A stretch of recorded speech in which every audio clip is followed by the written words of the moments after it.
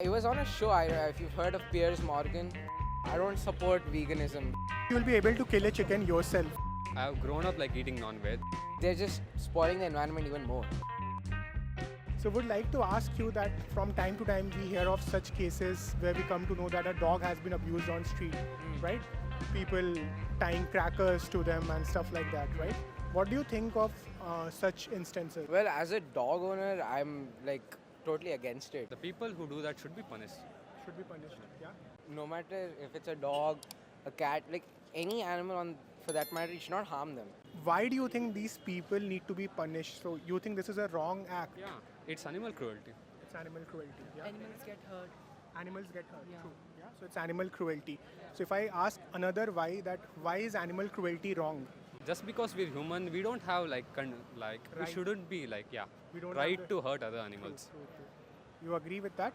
So essentially, we do not have the right to hurt other animals who is capable of feeling pain and suffering, like how a human is capable of feeling pain and suffering. So that being said, like dogs are not any different from humans in their capacity to feel pain and suffering. Let's talk about animals like chickens and goats. Even they are capable of feeling pain and suffering, right? Yeah. But as per our habit, human habit of consuming them, even they are subjected to abuse, right? So what do you think about this issue? Like I'm a non-vegetarian, like I eat non-veg, but still like I somewhat feel like bad for the animals. Yeah. Still, but I've grown up like eating non-veg, so I cannot like give it up easily. So you said like even though you are a non-vegetarian, but still you do not feel good from the animal's perspective, right? And I think the reason for that is that even that animal, let's say a chicken, is also abused and subjected to violence. It also feels pain. It also feels pain. So in that case, you earlier talked about that we do not have the right to do so. So in case of chickens also this applies, right? We do not have the right to captivate them and then abuse them and kill them. Like it applies, but like from many years, like we have domesticated them, and it has become like a nature to us. True. Yeah. See, meat eating now has gone to like a very large scale. It's not like something that's like, only some places in the world have that. I mean, you go to pretty much any restaurant, any bar, you'll find some sort of meat being cooked. Now it's just become normalized. I'm a vegetarian, so I can't speak for meat eaters. But I mean, I do sometimes think that, there is some sort of remedy for it. I don't know what it is, but I'm pretty sure there should be. There has to be a solution to every problem. So.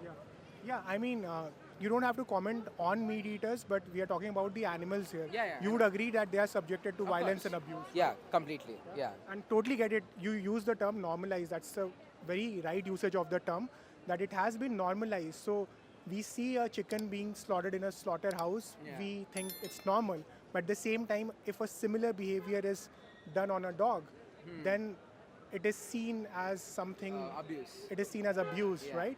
Don't you think that there is hypocrisy in humans because we have... Definitely. Yeah, agreed. Humans are hypocrites.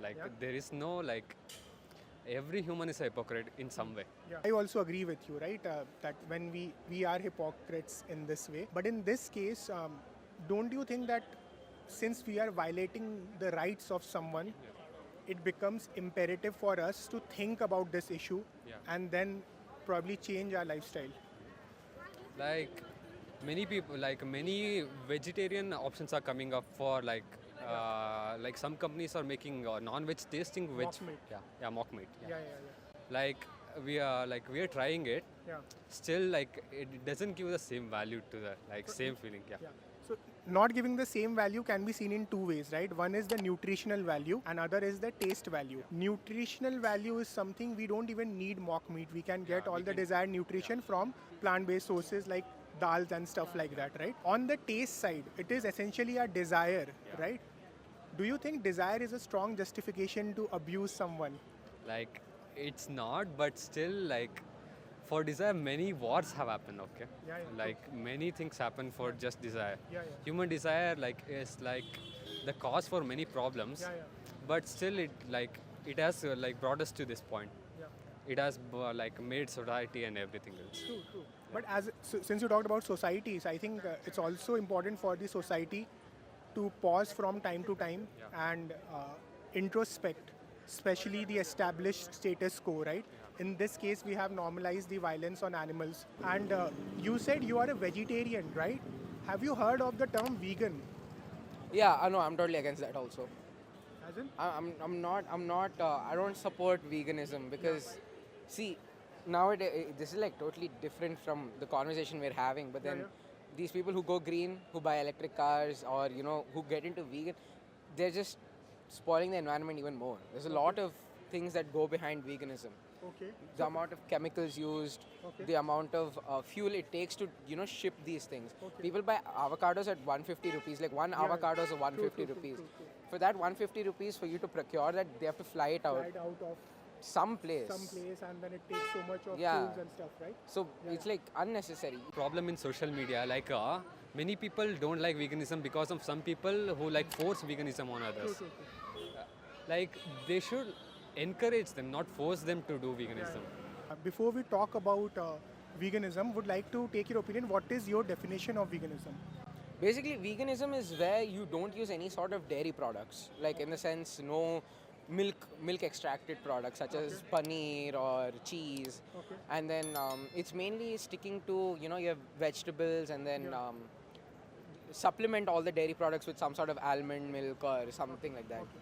Yeah, so I'll just take a moment because I think there are two issues, and I get it that these two issues are always confused. Yeah. That is of veganism and sustainability and minimalism also. Yeah.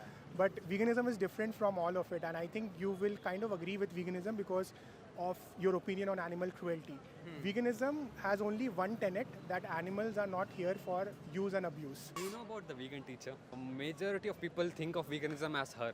Yeah, I like, mean, I totally like they base it on her. Think vegan is like vegans are like that. No, yeah, I totally get it. And that would be guilt by association fallacy, that one person is not up to your standard, then hence you look at the whole issue as wrong. Otherwise, there are some feminists who do not put feminism in the right light. Doesn't mean the issue of feminism Like is not feminism important. isn't wrong. Like some just like use it as a reason to get their own agenda. Yeah, exactly. So even same can be said about vegans, that there can be some bad elements within the vegan movement, but we should not look at individuals, right? We should look at the issue, right? And that's why I'm not talking about any person, but again and again talking about from the victim's perspective, right? And that's a fair discussion, right? That someone is subjected to so much of violence and abuse for reasons which is not close to our necessity, right? It's for our desire, right?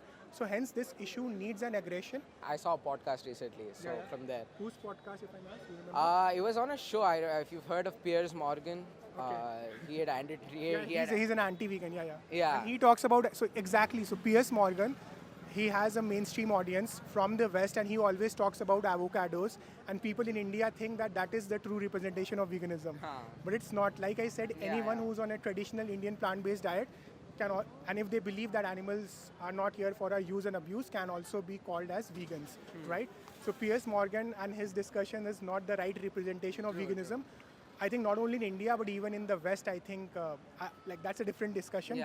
But in Indian context, he's absolutely irrelevant. Morality is it's like two-faced thing. Like what's good to you, like you will support it. Like what makes you like uncomfortable, you won't. Like changing that is the hardest part. And that's one of the reasons why vegans are hated, because they are questioning people on this issue, right? Like they're questioning the people's morality, which makes them like defensive.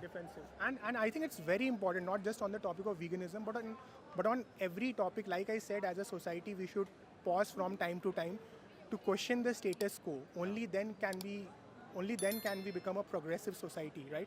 Otherwise, we would have still lived in ages where so many forms of abuse would have still been supported, right? It changes only when enough number of people talk about like it. more number of people like support the like thing.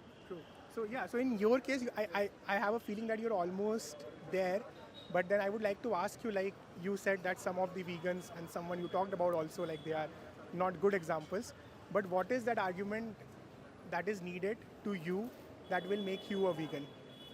Like mainly the like taste of chicken, like it feels like I don't like want to give it up. Still, I feel like when I'm in the victim's perspective, I feel bad for them. But at the end, like I feel like I can't give the feeling.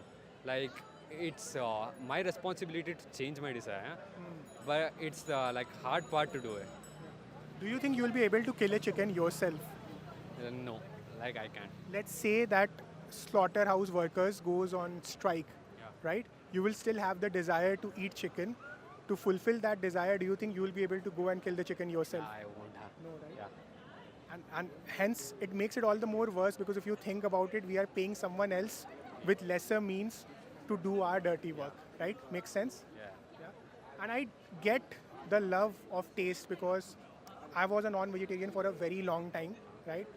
From a city which comes from legacy of non-vegetarian food, that is Lucknow.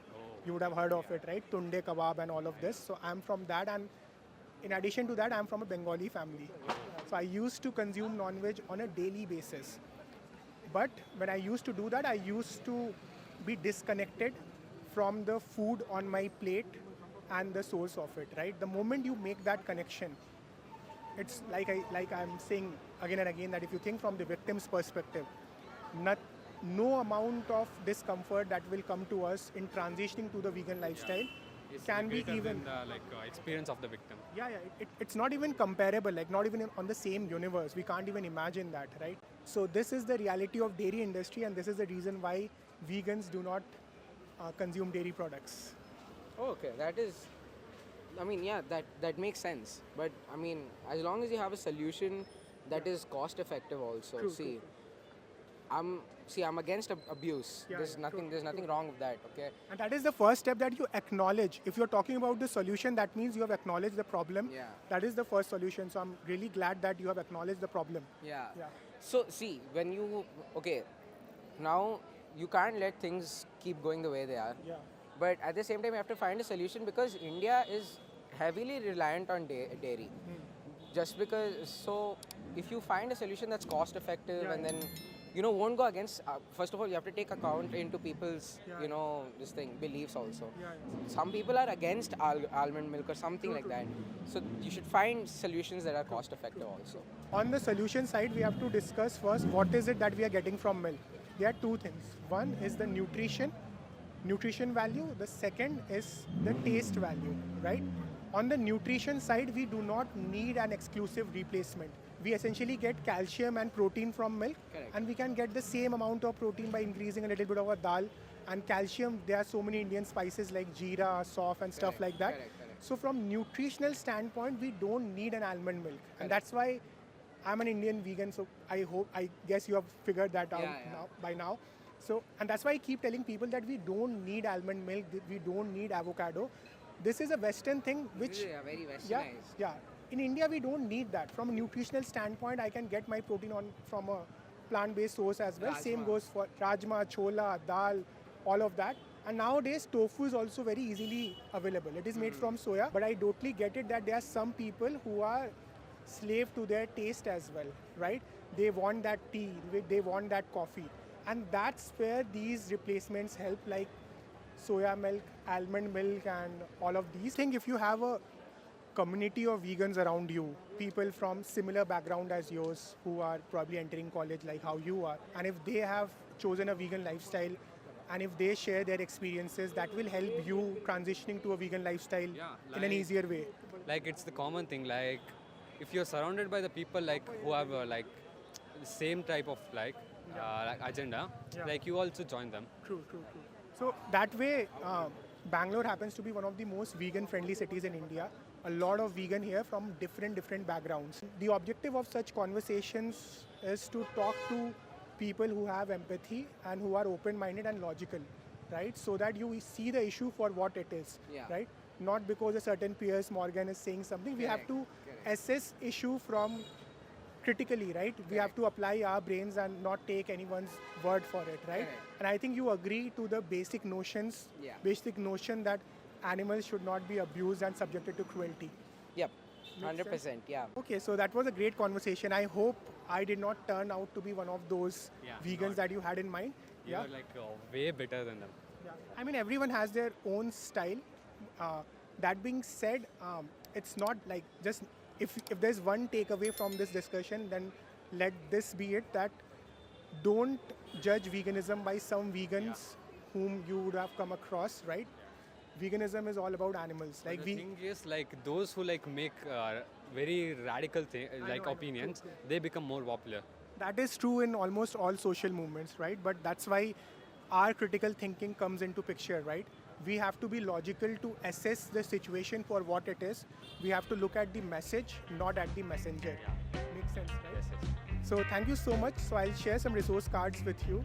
Yeah, and I hope that you go through them, right? And I hope to see you as a vegan in future.